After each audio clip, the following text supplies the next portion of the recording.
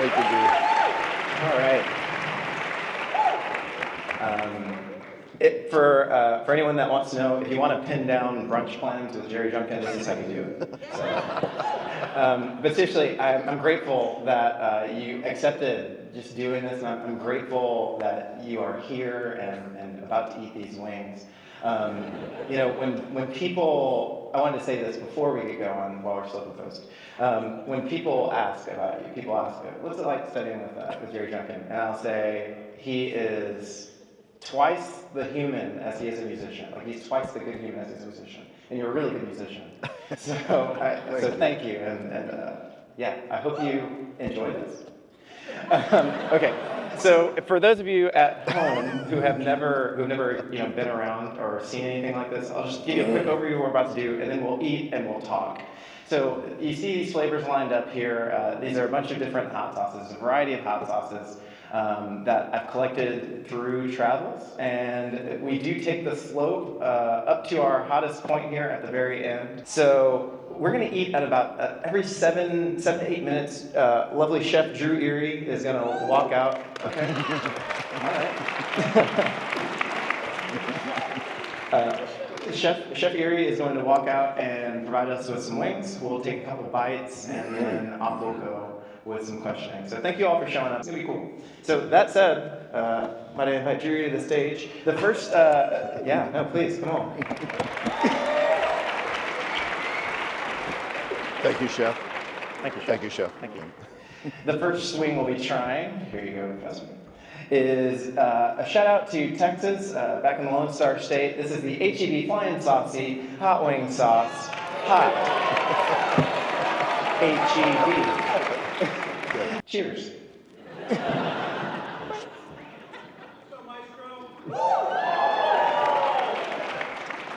It's not that bad. No. Yeah. So while we're here, I guess we should chat. So let's talk about last night. Dallas wins. Fantastic concert. I mean, Thank you. Fantastic. Can you talk for a minute about what happened at the Buck Days Festival in 1984? First of all, thank you very much. Weston set this whole thing up, and this is unscripted. I don't know what questions he's going to ask. I don't know about the sauces. The first one's not bad. I mean, it's got a little front end to it, and it lingers a little bit. Hanging out. Yeah, it's not bad. There used to be this great, I mean, I think it still exists, but at Del Mar College in Corpus Christi, I can remember in the 1970s, because I'm old, okay, shut up, Kevin. But I can remember going down there, first of all with my dad when I was a high school student, and we performed there a few times. But usually it was like Saturday afternoon was just this incredible, one amazing band, one amazing performance after another. Because you could get a really good honor band recording on that stage. So that was the reason that there's so much interest in this. And they would always bring in like great adjudicators. But they had a rule, and I don't remember whether it was 30 minutes or whatever, you know, to be on and off the stage in that length of time. And people were trying to play their program to, you know, get a good recording, and so they would push it right to the max. And so I vividly remember the Alice High School Band, great, playing Music for Prague, 1968, and the curtain starting to slowly descend. And of course, you know, you hear from behind the curtain,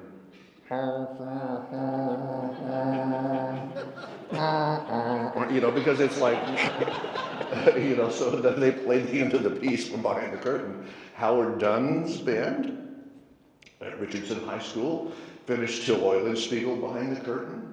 And I believe Bobby Floyd's Berkner High School band finished. I don't remember, I wish I could remember. I think it was I don't want to say because I want to get it wrong, but it's happened several times, you know, over several years, and everybody knew what the rules were, but it was that I just had this flashback as I turned around because I heard a kerfuffle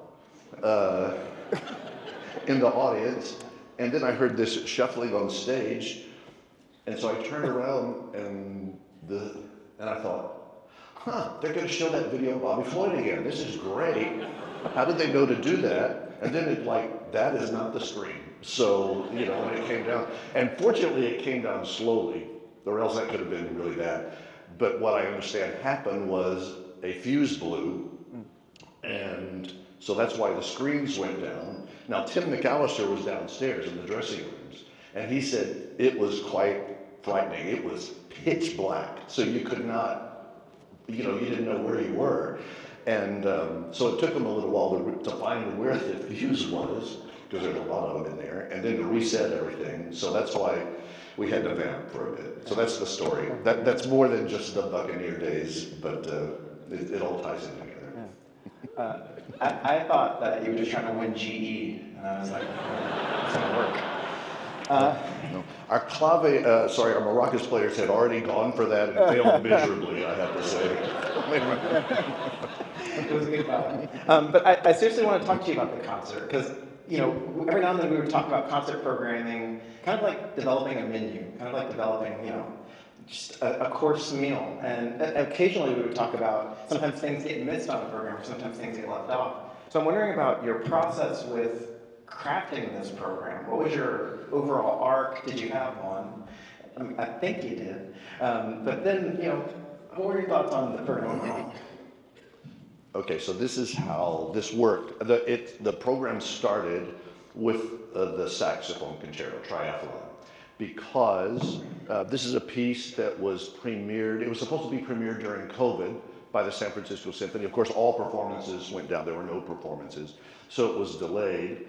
And it was in doubt then whether they were going to redo it. I mean, that happens with professional orchestras, but fortunately, the principal donors who commissioned the piece were San Francisco Symphony patrons, so they were able to make it happen, I believe, in 2022. And it has since been performed and now recorded just a few months ago by the Nashville Symphony. And Giancarlo Guerrero conducted both of those performances. And then it was done by the Albany Symphony, and most recently the Colorado Symphony. But as soon as the piece was written, just to name drop, so Mr. Coriano had sent me, and we had been corresponding about this. I had sort of, he wrote the piece because of Tim. Tim wrote him a handwritten letter, so John called me and just said, Tim McAllister is wonderful, but I'm just wondering about this, really a saxophone concerto, who else would play it, and so on and so forth. And I said, you've got to do it, and I know you, and I think it should be a band piece, too. And he said, well, it's obviously has to be an orchestra piece, but I think it is a piece, as I'm thinking about it, that could be a band piece. So the conversation was already started. So then they decided they were going to have a person at G. Shermer. This is a lot longer answer than you gave me, but I'm trying to delay the so it's going to happen. But so they had a transcription was already in the works. Long story short, we were one of the commissioners, and so we were able to give the premiere. So we did a performance in Dallas Tuesday. These were the first performances of the band version. And to be quite honest, we're still tweaking the arrangement. I think there's some problems in the arrangement. But so what you heard was actually what's not on the page. I mean, we added a lot of percussion things and some other stuff. But that started off, and that's a big piece. That is, every piece by John Cornell that's a big piece is 32 minutes long. It's uncanny. I mean, and I don't know that he intends for it to work out that way, but his clarinet concerto is that way, Circus Maximus is that way, the Second Symphony is that way. They're all 32 minutes. So I knew this would be a big piece. Then, what do you wrap this up in? And I realized that this concert, this is a wide-ranging audience, and so I wanted to pick music that people would be familiar with, but also would enjoy hearing. So that's why the John Williams music came into being. Now, I'm going to admit something. The fact that yesterday was John Williams' 92nd birthday was dumb luck. I had no idea about that until I happened to see it on Facebook yesterday morning.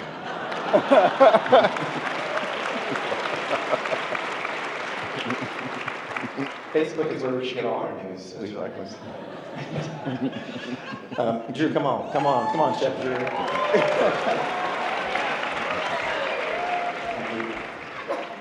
This next sauce that we're getting, by the way, is the Hell's Kitchen green chili hot sauce. For those of you keeping track at home, this is from the gift set, and I have the number written down. Oh yeah, that's right. This is between 2,500 and 8,000 scopefuls. Shall we? Bon appetit. Yes. Cheers.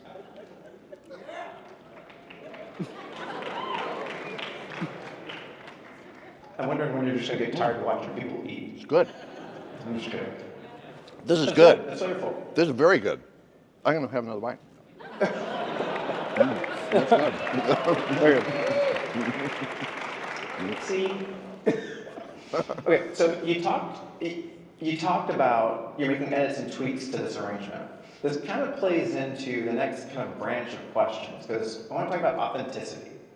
So when you're making tweaks to an arrangement or tweaks to a piece, or you're programming and you're putting together work or whatever you're doing, how do you make adjustments but still leave room for the composer or the arranger to feel like they're being their authentic self?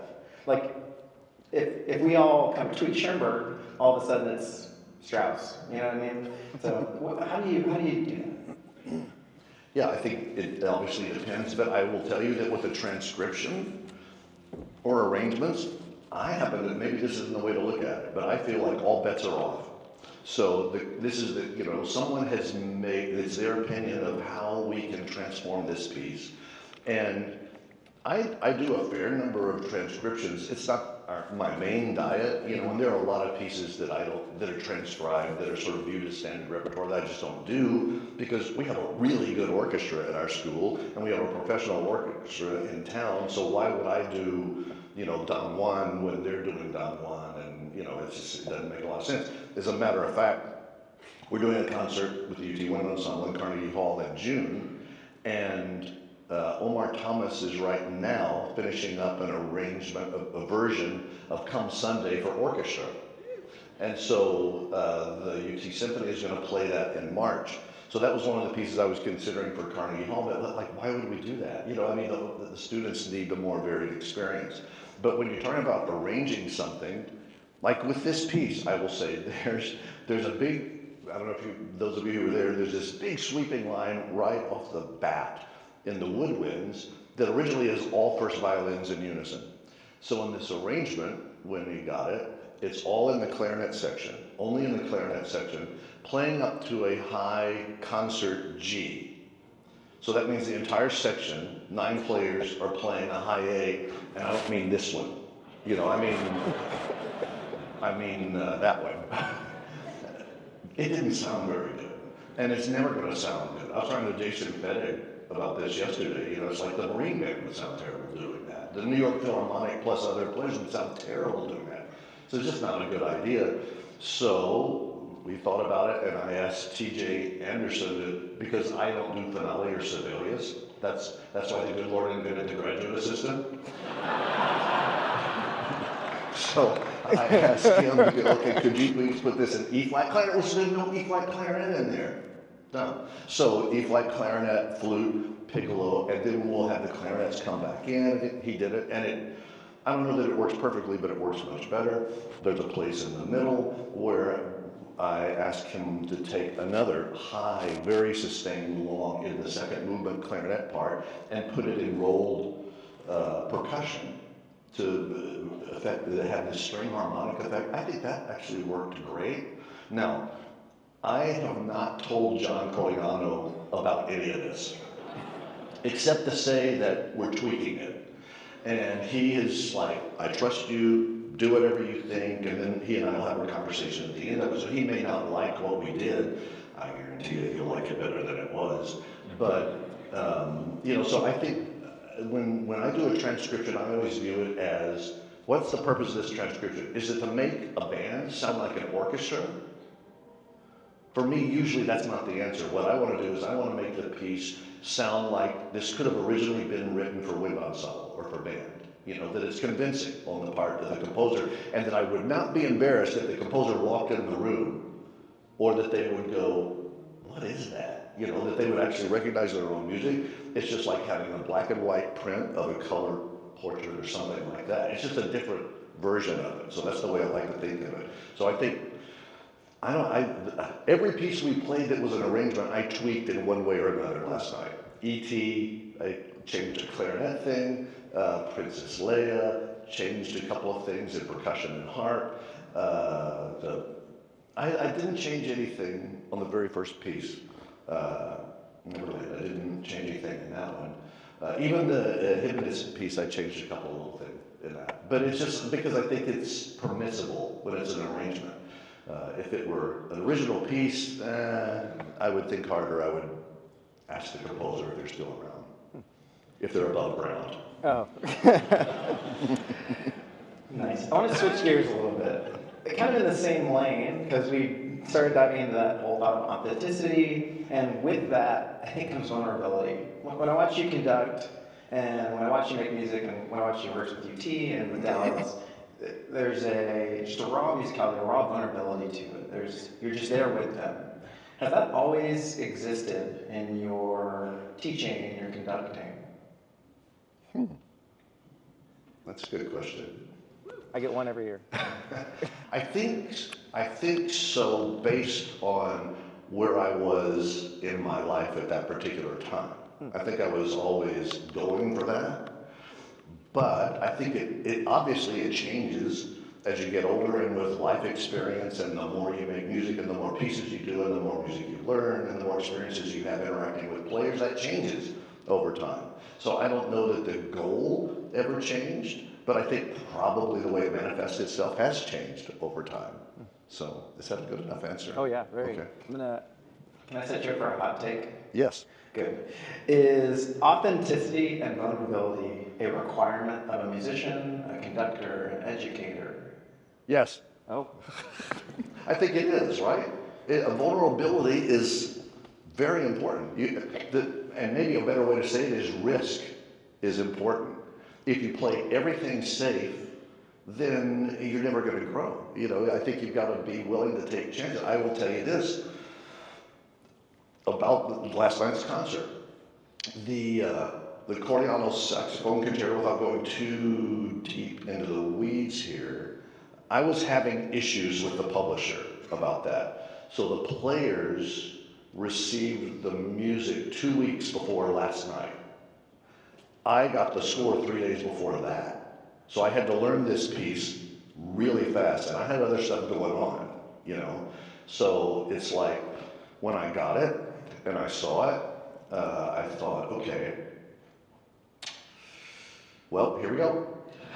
You just got to roll up your sleeves and get in it. And I will say, maybe it's the circumstances, maybe on reflection, I won't think this, but right now I would say that's the most difficult piece I've ever conducted in my life. Because of there are serious mixed meter issues in the last movement that are going at quarter note equals 240, And you can't do it in one to the bar because people have little notes and interjections in the middle of the bar, so there's no way to do it except go tick, tick, tick, tick, tick, tick, tick, tick. So I had to learn that stuff, So that means, I'm not trying to say, I'm just saying, what are you going to do? That's the gig, that's the job. So yeah, you have to, that's a certain amount of risk, and along with that comes the vulnerability of what if the wheels come off? Can I actually do this? Can I do it? I knew Tim McAllister could do it. That's no problem. But I was worried, this is one of the times I thought, can I really do this? And can I help the players? Can I do this without getting in, their way? And I thought they did it beautifully, so. You just described putting this whole thing together as well. Okay. One of the wheels going to come off of this one. The answer is now. Come on out, jury.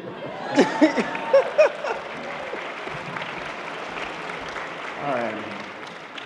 So oh gosh, thank you so much. Thank you, Chef. So the next swing sauce that we're getting is let me make sure I'm right here. Yep, the Chipotle pepper hot sauce, bold and rich flavor. This is an American brand. It was from a gift basket, so it's Chipotle pepper. Oh, on the scale, yep, it's another mile flirting between 2,500 and 8,000. So this is the point, though. This is kind of our final mild. We'll get a little bit of a reprise right before our hottest one, but I'll let you know what's about to happen in our lives. Bon appetit. Bon apple tea.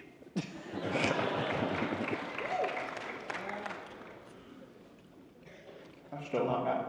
No, it's good. Not bad at all. Yeah. The flavor of the previous one was better, I have to say. Fair enough. Can you tell us, by the way, what you have here in front of you? Just Yeah. It's protection.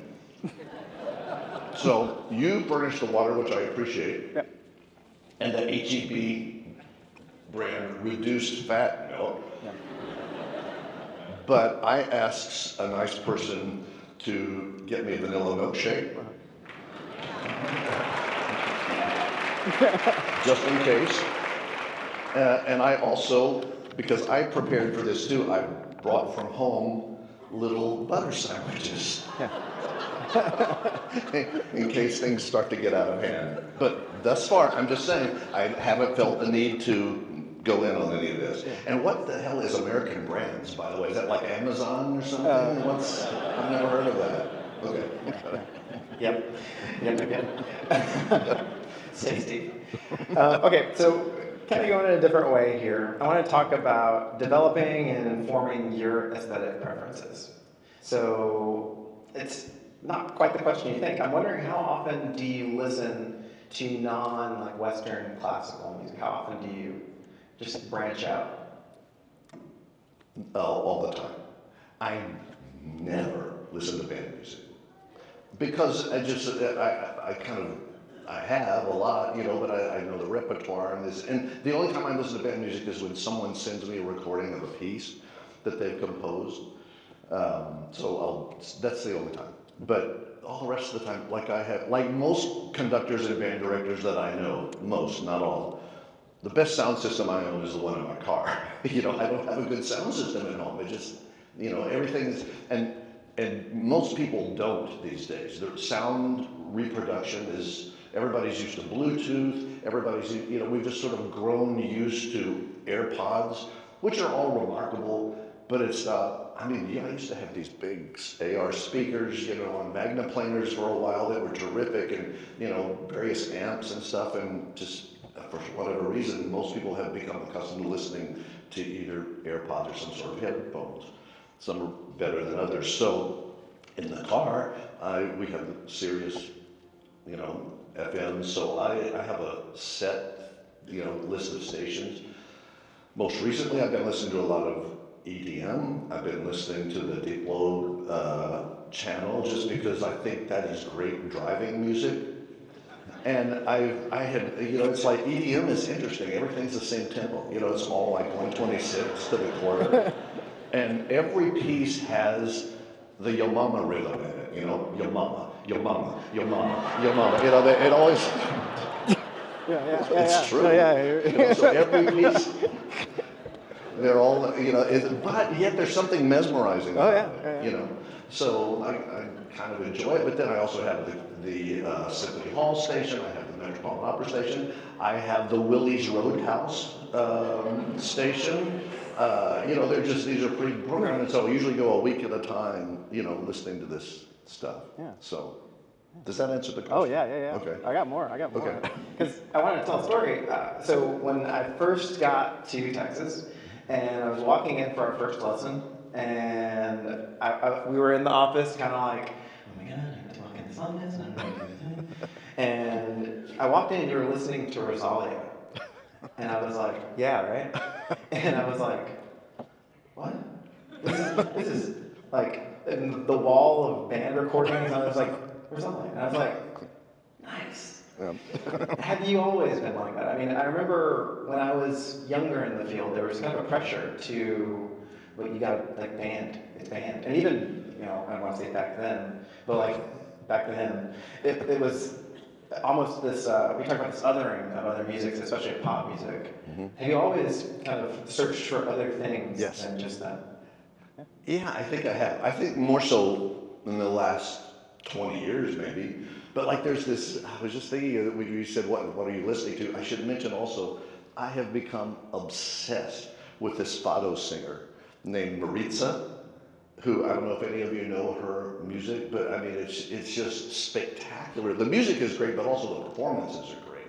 So that sort of stuff, I really enjoy it. And I think it has an effect on, I think it does on my music making. I think there are things that I can glean from that, or that I have gleaned from that. And she's a fantastic performer, so the expressive nature of what she does is incredible. So, but have I always done? I don't think so, because I think now it's easier. We all live, and all of our students live in the YouTube generation, which was unheard of back, in the early days. So I remember I used to go to preceding Tower Records.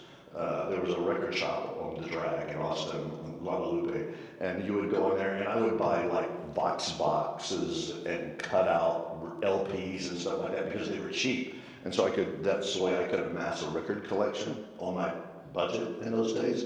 So that's how we got listening. But now it's so easy, and all of us have gone down the rabbit hole of YouTube, and just one thing takes you to another, and you start clicking on things. And, if it's not of interest, you just go to the next one. So it's amazing what we have at our disposal right now. Yeah. Jury, come on. Jury. Nice. You're being too kind. Yeah. Very good. I'm switching up. So the next wing that we have here is the 10-acre gifts, hot sauce, Chipotle. They describe it as a heat level 3. Doing the research here, it is between the 6,000 and 8,000 range. So we're starting to ramp up just a little bit. We're still in mile, but we're starting to ramp up. I hope you enjoy this. Thank you. And to you as well. Cheers. Cheers. That little balloon. I didn't mean for it to touch my lips. Oh, It's good. that's good. Yeah, that's not bad at Oh, all. man. It's great. I've been too kind to you. Oh, that's good. Oh. Ma'am, please. Ma'am, please. Ma'am, please. Okay, I want to talk to you about something a little different. We're going to switch gears once again. We may come back to music. Oh, that's starting to sink in a little bit here on you. Just a little bit. There's a little afterburn. There's an afterburn. I don't remember anything, so I'll just tell you. Yeah. That later.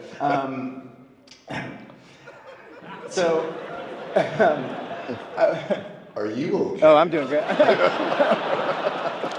I'm doing great. Just a heat of the moment, Okay, I want to talk to you about this concept of, for lack of a better term, I want to talk to you about like bombing. Like a comedian goes up on stage and, it's just not working. And I'm sure there's been many times where I've stepped in front of a band, stepped in front of some kind of band, and I just thought, this ain't working, and it's me right now. And they're being as nice as they can, I suppose, but I'm kind of bombing. I wonder, we talk so much and we watch you put on these amazing concerts. Is there a time where you feel like you just bombed? You were like, oh, this ain't it. And then how did that go? No. Oh. No, of course. Everybody, has moments. The times when I think I have bombed, usually are in guest conducting engagements, where for whatever reason the vibe is off. I mean, I do a lot of that stuff, and I sort of have. I feel like there are times when I feel like I'm on a roll with this. I've done like several of these gigs in a row. I know how these pieces are going to work. I know how to do this. I know how to keep the interest level up, et cetera, et cetera, et cetera. And then it's like, bang, why? This worked great. The 3 weekends before, and these kids, I can't get them to do anything. They're the great stone faces here. Now, I find myself to be hilarious.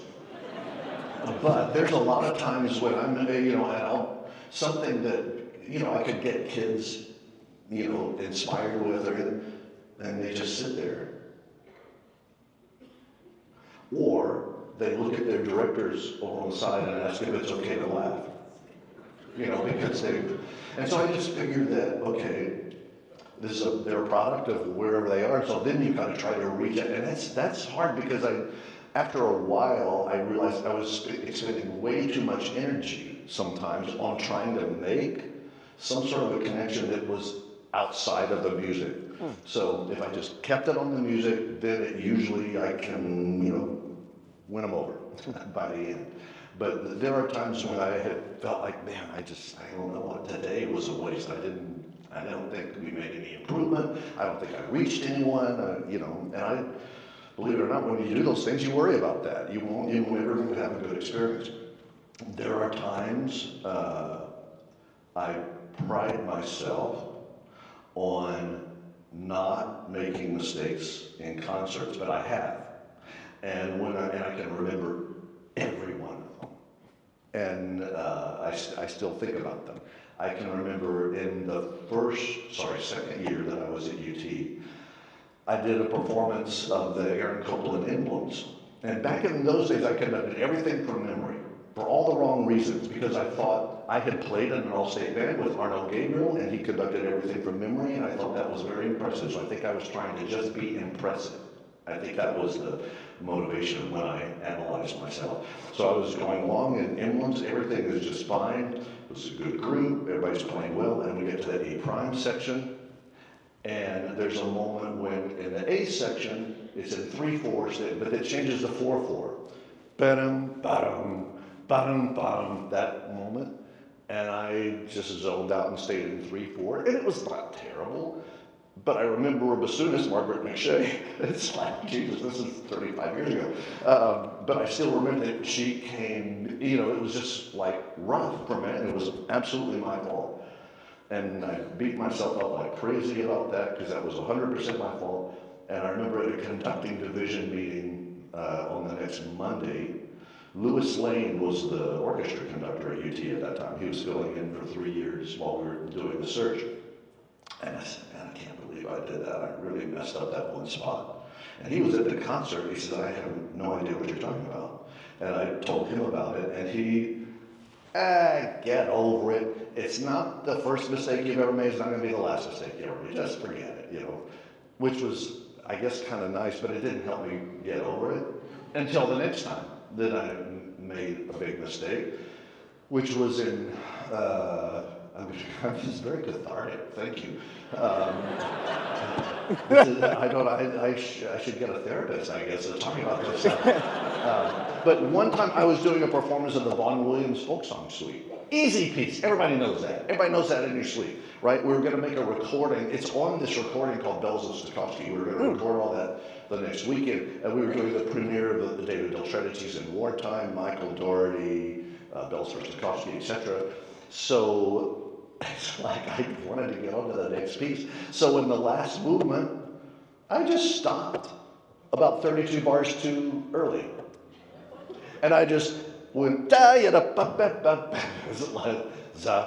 fortunately the bass trombonist saw what I was doing and went on the last note. And so it sort of sounded like it was supposed to, but as soon as he did it, it was like the most deflating feeling, because I knew what I had done. I mean, there's 32 more bars of that movement that I just left out. It's terrible,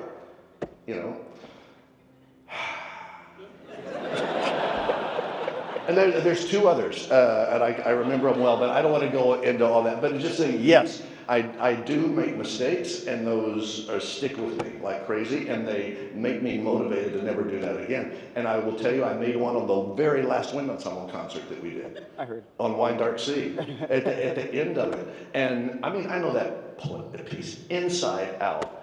And we got to the end, and it was like, wow, what was that all about?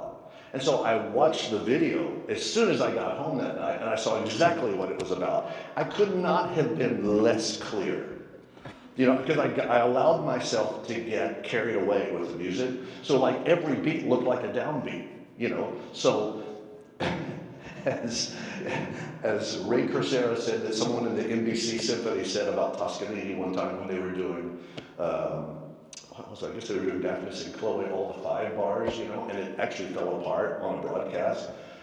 And all the musicians are slamming stuff in the locker, at the end. And somebody said, that was going just fine until some dumb SOB decided to look up, and I think that was what happened. That's what happened on that, So it's like, okay. And again, I don't want to go into that anymore, but it's been like that was number 5. So 5 times I've done that. Fair enough. We got wings here, courtesy of Chef Drew. Nice. The next wing we got, yeah, thank you.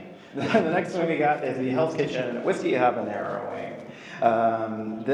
We moved up a good bit, so we were in the like low thousands. Now we're in the 100,000, so it's kind of.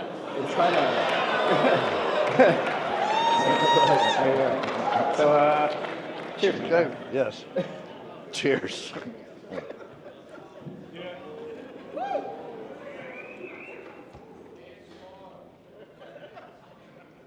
Did you say ASMR? That's unhinged.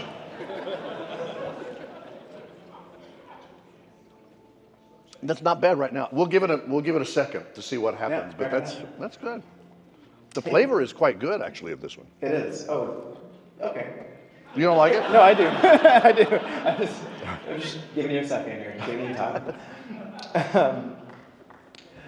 So you mentioned earlier listening to other music, I hate to say other music, but listening to just generally all music really kind of informs your musicianship on the podium.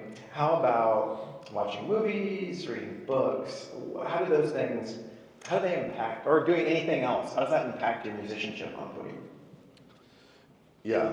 I'll mention that this one is now heading to the back of the throat, right? Yeah. Not overpowering, but it's good. Okay, so it's interesting that since COVID, my wife and I have been to a movie theater only twice. You know, it's just like we got out of the habit of doing that. But we have also gotten into the habit of watching movies all the time now at home, like almost every night. And so we've pretty much got into Netflix. So now we've started on Amazon Prime. And we've rewatched a bunch of movies. That's been good. And every time I watch a movie or watch a documentary or something like that, I have the bad habit of thinking about how this applies to music. And I'm not talking about movies about music. Maestro sort of excluded. I mean, that's another subject for another time probably. But it's like the structure of the movie I find interesting. So we watched this movie the other night, The Boys in the Boat, which is a George Clooney production. He's not in the movie. It was a good movie. It's based on a true story, but I had issues with the storytelling, and so how it went, because I think that's a musical thing. And it's the same reason I enjoyed playing golf, because I felt like golf was a musical sport. It's about timing, and it's about a swing, and it's about momentum, that if you disrupt it, you're going to be bad. So, I mean, you have to have a great swing. Well, how do you develop a great swing? Well, there's a certain rhythm to it, and there's a certain momentum if you do something that disrupts it. Same thing with reading. Every time I'm reading a book, I'm thinking about the storytelling, but also the factual matter that's in it, so from a musical standpoint. So, yeah, I rely on those sorts of things to inform my musicianship. Yeah. You mentioned when you're watching, you're talking about the storytelling. Yeah. Is that the first thing you notice when you watch a movie? Storytelling? No. Usually, you see the acting, you watch the portrayal, That's why to me, are we going to talk about favorite movies? Sure. Because you and I have talked about this, that my 2 favorite movies of all time, not in this particular order, are The Godfather and The Godfather Part 2, which I think are absolutely brilliant films, starting with the first line of the Godfather movie, which I think is the greatest first line of any movie ever made. This black scene, and there's the Undertaker standing there, and he says, "I'm proud to be an American." And that one line tells the story of the whole thing, and about family, and about, all of that. I think it's brilliant. I watched that YouTube clip just because it's so dramatic, especially when you watch the whole movie, but the acting in those 2 movies, Al Pacino, Marlon Brando, I mean, every performance is extraordinary. So, and then you notice the ones that aren't so good too. So I don't know. I think I do notice the acting first, but the storytelling and just the lighting, the cinematography, everything about films, I think they're very interesting. So I love watching them. Yeah. When you attend a live music performance, what's the first thing you notice? Sorry, you were. Come on, Drew. Yeah, come on, we gotta set this thing up, man. Thanks, There we buddy. go. Thank you. Beautiful. I'll let you tell the story of the wing. Oh yeah, sorry. Okay, so this is our little bit of a let up. So that one did hang around a bit. If you notice, it hangs around a bit, and you do feel it here on the lips. Here, and it's very odd. So the next one we have is a little bit of a let up. Did you want me to ruin your day? Well, I thought that's what the goal was. Oh. So the next one is green jalapeno. Another, you're gonna find this, but it's another Americana Brands green jalapeno. Hey, I did some digging here. But Americana Brands, we're back in the thousands. This is our let up right before we hit the scorpion pepper and do that. So Okay. I hope you enjoy this. It should be a good flavor. It's green chili. Great. Yes. Cheers. Cheers.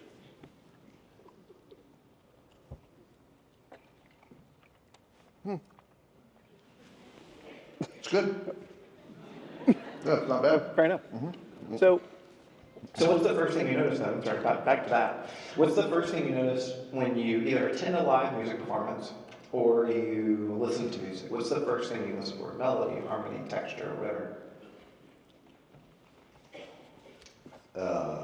Well, for me, I just want to hear music. So I try not to judge.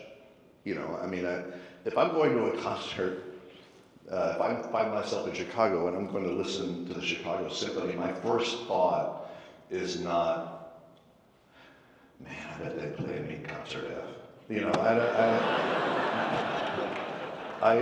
I just don't think that that's on any of their minds either. You know, they are all seasoned professionals who know how to, I want to hear the music. You know, I want to hear the music unfold. But I want to hear the music unfold in a middle school band, in a high school band, a university ensemble, orchestra, whatever, it doesn't matter. People will ask me when they're applying for our graduate conducting degrees. They'll say, you know, I just conduct a middle school band. You know, I don't have really any video to send. Great, send it. We can tell, you know. So, and I always think he's not here right now.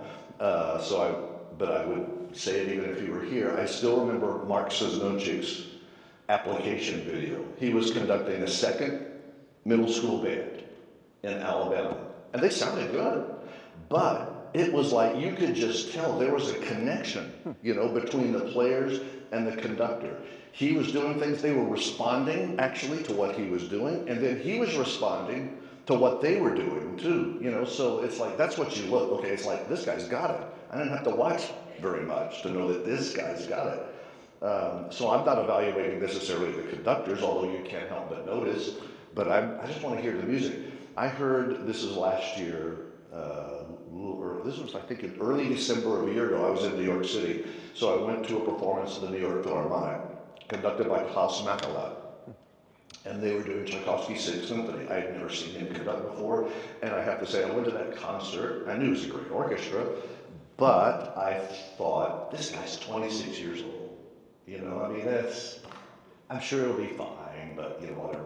Well, he shut me up faster than anything. This guy is great. And I thought the depth that he brought to the last movement of the Tchaikovsky Sixth Symphony was amazing. So that's what I like to listen for, is just what the music making is like. Yeah. Did that answer the question? It does. I'm curious how soon, because I think we've all sat in concerts next to that person that's like, did you hear in measure 35, the clarinets were a little sharp? I don't know. We are at TMEA. Come on. You said it, not me. But I'm wondering how soon after a performance then when you, sorry, I'm checking because I know this last flavor is like, so I'm just, how soon after a performance do you form your opinion about what you just heard? Is it like immediate, or do you let it sit for a bit and then I'm curious about that. Do you mean the opinion of what the music making was like? Sure. Or yeah, well, that's an instantaneous, is like, I think.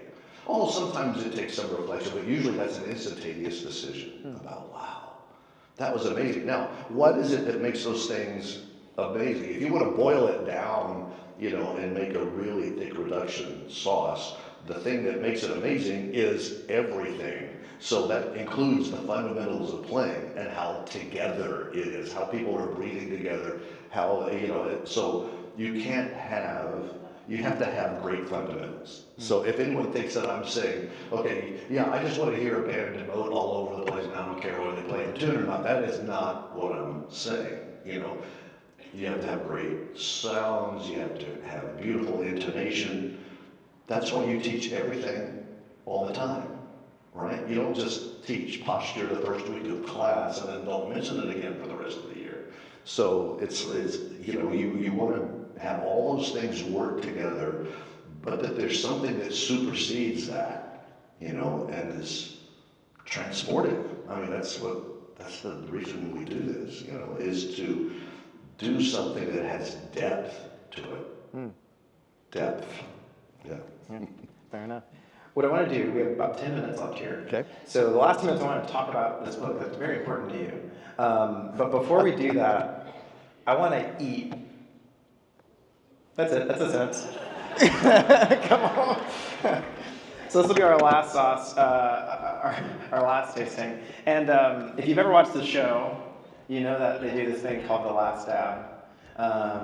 So I'm not gonna pressure you here, but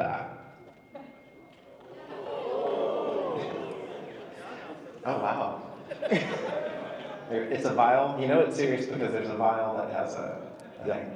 Wow, wow. Yeah.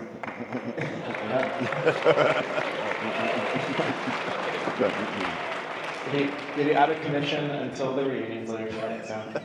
All right. This is. Oh, I should say this is 10-acre gifts, scorpion pepper extracts.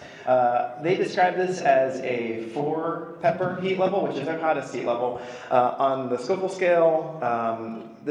I described it as quite hot. We're now in the millions on the scale of the scorpion pepper. So. Okay. Bon appetit. Cheers. Cheers. Yeah. Oh.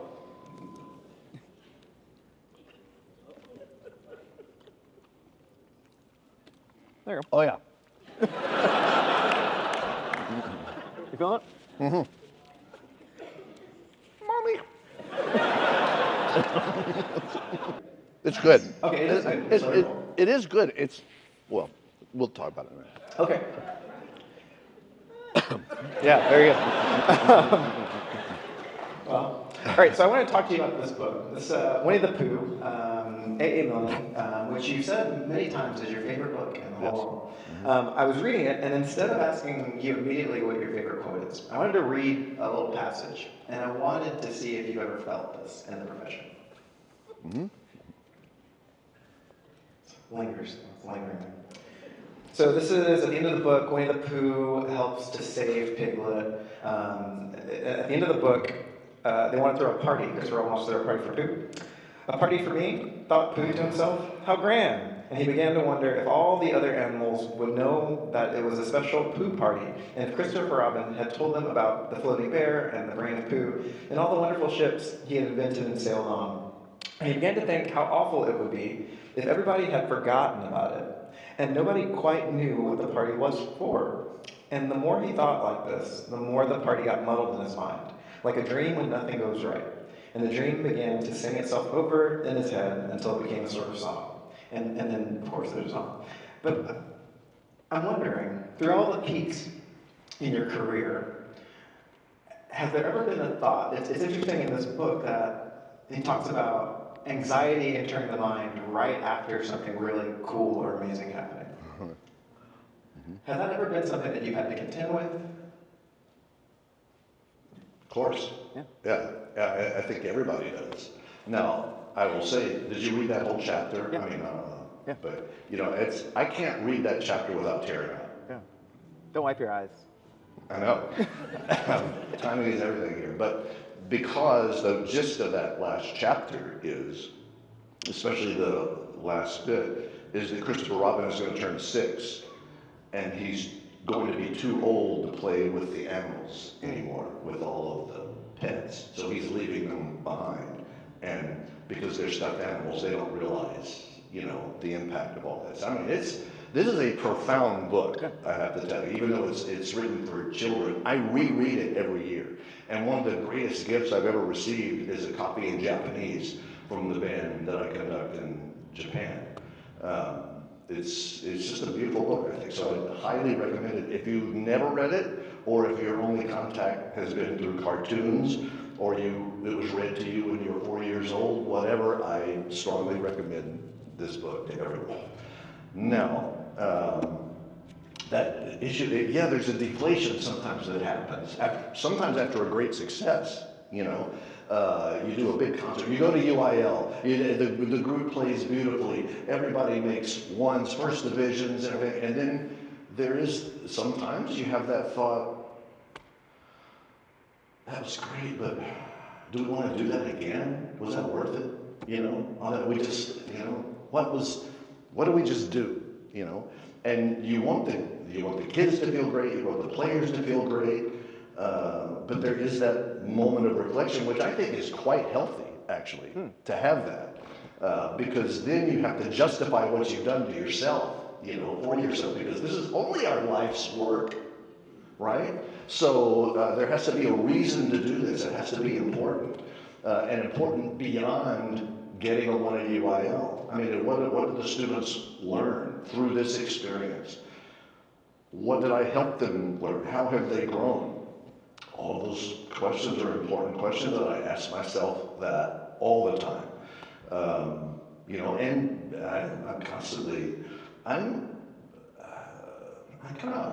be honest, I'm kind of hard on myself, because if I make a mistake, and one of the mistakes that is very easy to make is to overprogram, so if I do that, that's on me, that's my fault. I can't get mad at the students for not being able to handle everything because I have put together an idea that seemed good on paper or in my head, but which in practicality doesn't really work. So that's on me, that's not on them. You didn't work hard enough, you didn't practice, if you were more prepared, it's like, you're asking me to do something that is impossible here. Or, if we would have gotten the music a little bit earlier, maybe we would have, all those sorts of things start to come into play. So, when things are not a success, whatever that means, I always look at myself first. I think I'm probably usually to blame for that. Interesting. Yeah. Well, we could spend the next couple hours just saying or talking. That's why I love talking with you. But in wrapping up, I wanted to say, number one, I wanted to recognize that 30 years of Dallas wins, 35 years at the University of Texas. Yeah, thank you. Thank you. Can I say something about that? Okay. So in that, a bunch of your former students got together. This book is actually, it's a gift to you.